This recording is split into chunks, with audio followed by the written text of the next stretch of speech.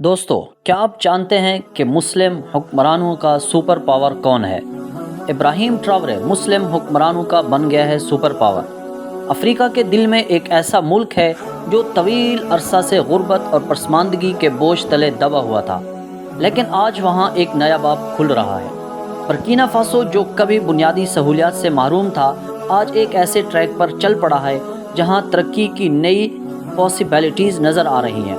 یہ تبدیلی کسی بیرونی طاقت کے زور پر نہیں، بلکہ ایک پرعزم قیادت اور اپنی سرزمین کی طاقت، پر یقین اور عالمی تعاون سے ممکن ہو رہی ہے۔ ٹراورے نے اپنے ملک کے لیے ایک ایسا ویژن پیش کیا ہے جو صرف آج نہیں بلکہ آنے والی نسلوں کے لیے امید کی کرن ہے۔ کسی بھی ملک کی ترقی کے لیے مضبوط انفراسٹرکچر بنیادی کردار ادا کرتا ہے، لیکن برکینا فاسو کی دیہی اور شہری آبادی ٹوٹے پھوٹے راستوں کی وجہ سے آپس میں جڑی ہوئی نہیں تھی۔ دوستو، لیکن اب وہاں ایک منفرد طریقہ اپنایا گیا ہے جسے جاپانی ماہرین کے تعاون سے ملک بھر میں پھیلایا جا رہا ہے۔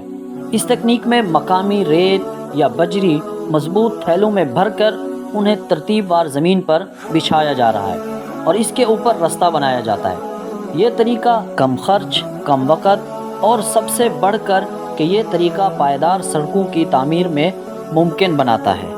اس منصوبے کی خاص بات یہ ہے، اس کے لیے کسی بھاری مشینری یا مہنگے مواد کی ضرورت نہیں پڑتی۔ مقامی مزدور، مقامی زمین اور سادہ اوزار، سب کچھ یہی ہے۔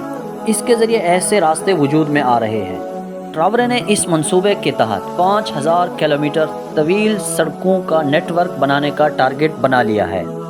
یہ راستے برکینا فاسو کو مغربی ممالک سے جوڑیں گے۔ ان سڑکوں کا سب سے بڑا فائدہ مقامی لوگوں کے لیے روزگار کے دروازے کھل رہے ہیں۔ کسان اپنی پیداوار منڈیوں تک پہنچا سکتا ہے، صحت، تعلیم جیسی بنیادی سہولیات تک رسائی آسان ہو سکتی ہے۔ ٹراورے کا ویژن صرف سڑکوں تک محدود نہیں ہے، بلکہ بجلی، پانی اور انٹرنیٹ کی فراہمی بھی ساتھ ساتھ بڑھائی جا رہی ہے۔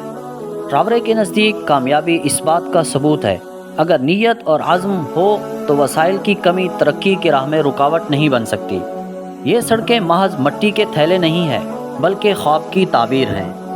برکینا فاسو کا یہ ماڈل دوسرے افریقی ممالک کے لیے ایک مثال بنتا جا رہا ہے۔